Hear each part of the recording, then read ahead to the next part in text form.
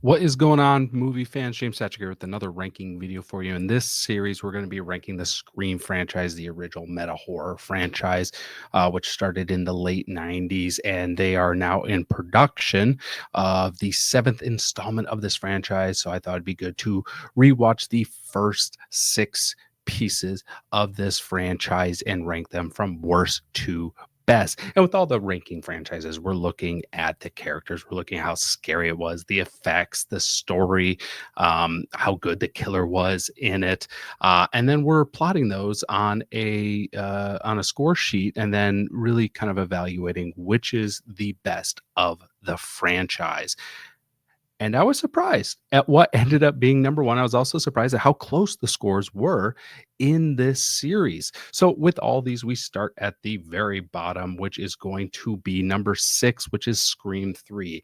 Now, this is a very maligned film and it's a very divisive film. And a lot of people are so upset at the final reveal in this film. But you have to give it to the creators. This was a very, very, very ambitious project. There was a lot of hilarious meta humor in it. I mean, you even had a Jay and Silent Bob crossover between this film and Jay and Silent Bob Strike Back. There was so much humor, though, that the humor actually impacted the horror element of this film. And it began to feel like a caricature of the franchise itself, much like the Scary Movie franchise was a comedy homage to so many of the elements from Scream. That's what it started to feel like.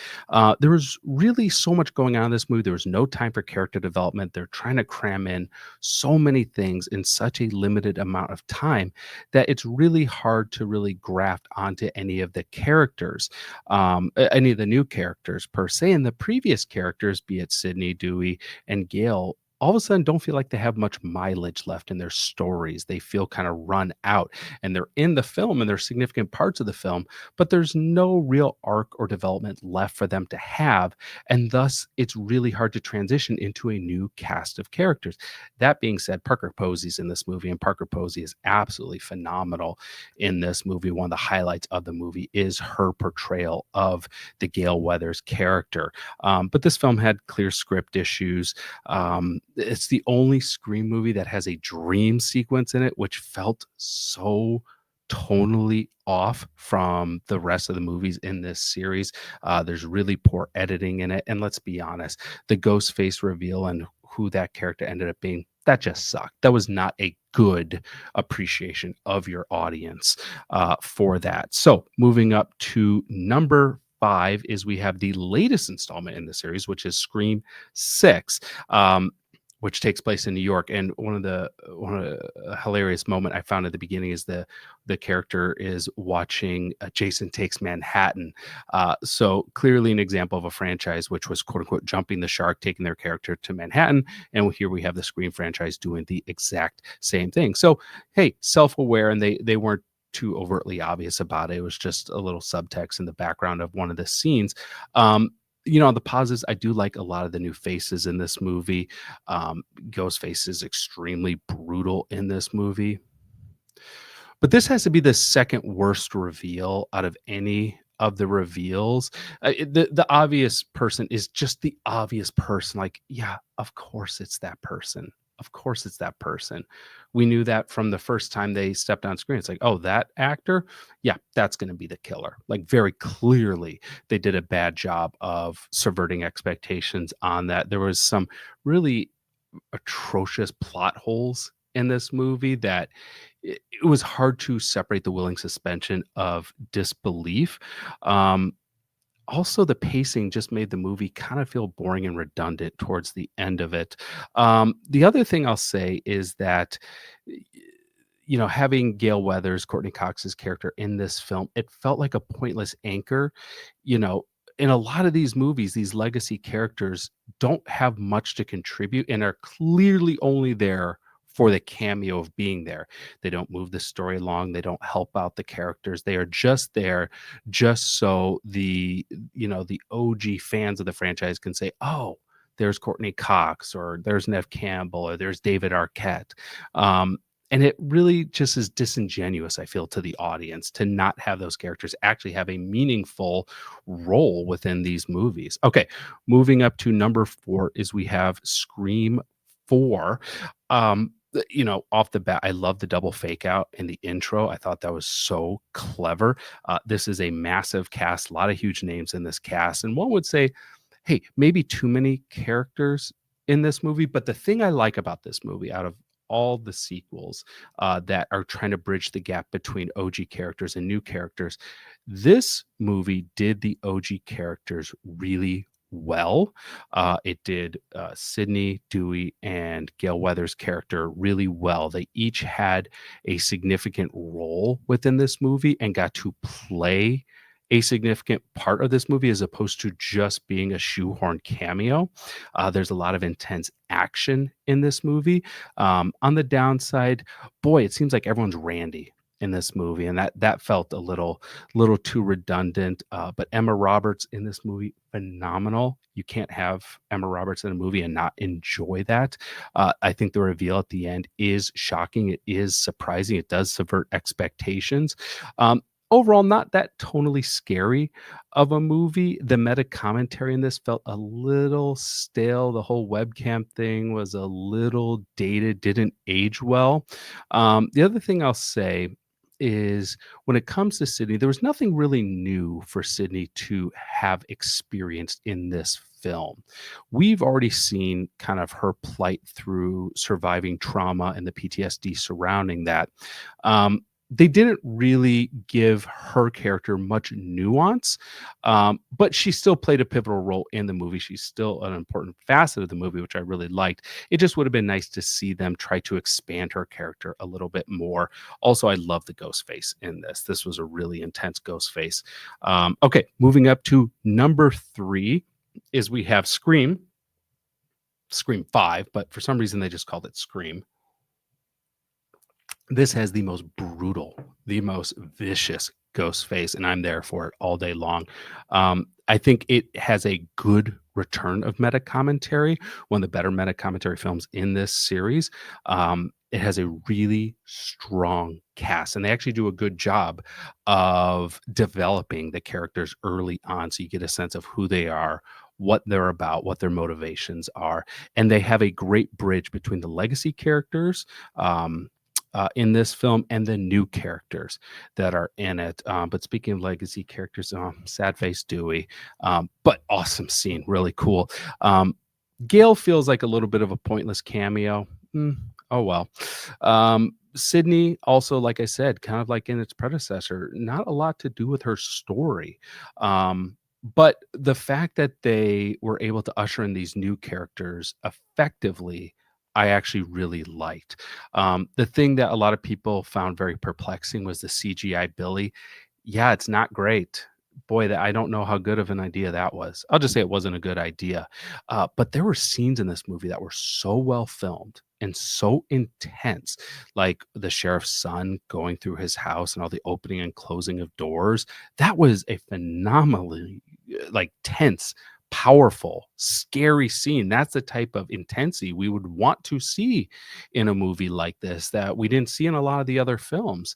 Yeah, it has some silly plot holes, but this is a good movie. This is a fun movie to watch. And honestly, it was, because I score this all on a scale of, it could theoretically could be 0 all the way up to 100 in 10 different categories. Each category scored between 1 and 10. This was 1 point off from the second place film. 1 point. One I had an 85 and the other had an 86. That's how highly I would rank this film in this series. I think it's definitely one of the better films in the series. So moving up to number 2 is the original. And maybe this shocks you. Maybe you think the original is untouchable. Listen, there's a ton to like about the original. That's why it's number 2 on this list. It is better than the other 1, 2, 3, 4 movies. And I promise it's going to be better than part 7 that comes out. Because there's not a lot of good news about the pre-production or the production of part 7. But that being said, uh, let's talk about this. This was a wildly original, ambitious film that no one was expecting, and people could not stop talking about. This created an entire new subgenre in the horror uh, genre. This became talked about. This became satirized. This entered into not just horror movie legacy. This entered into our lexicon of how we think about horror films. From that point on, this was a pivotal film in creating that, and you only get a few of those in a generation. The score of this movie is like I was watching this movie, I was like, "Oh my god, the score, the soundtrack of this film is brilliant." I mean, you think Scream, you think Nick Cave's Red Right Hand. I mean, that song is so iconically cemented into this film. This film has great pacing. It moves along at such a great clip. Yeah, the effects are a little bit wonky, but you have phenomenal characters. You know all about the characters. I mean, you know them by name, and you can get a sense of who they are and what their motivations are.